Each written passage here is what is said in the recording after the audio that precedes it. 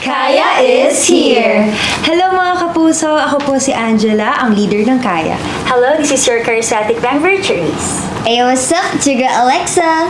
Hi, I'm Kaya's Ace. I'm Sophia. Hi, this is Kai's Bunso, Charlotte, and once again, we are Kaya.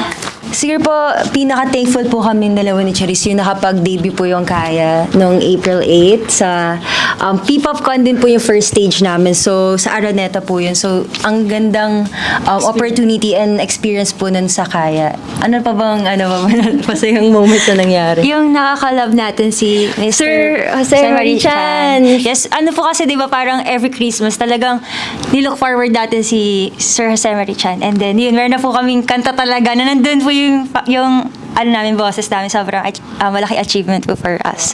Siguro yun po, meron po kaming apat po na songs na na-release this year. Yung last year po yung Kaya, tapos this year yung Blah Blah, yung success din po ng dalawa na hindi po namin expect. Ano lang po siya, parang pre-release single, pero po ang ganda po nung naging response po ng public.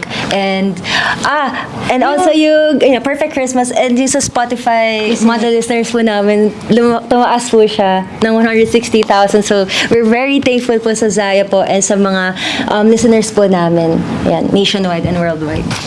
This year po, siguro yung pinaka-memorable po ng mga experiences sa akin is yung nagta-travel po yung Kaya sa iba-ibang lugar para po i-share po yung talent namin. Hindi lang po sa isang lugar, kundi sa iba-iba pong parts ng Pilipinas. And nakapunta na rin po kami sa Singapore, kaya po sobrang memorable po.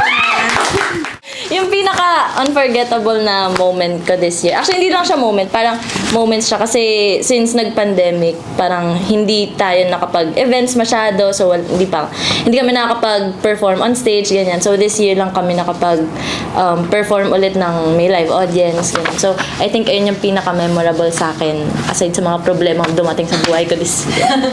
Wala, nasabi na po nila lahat. Pero for me po siguro yung nakaabot po kami sa New York Billboard.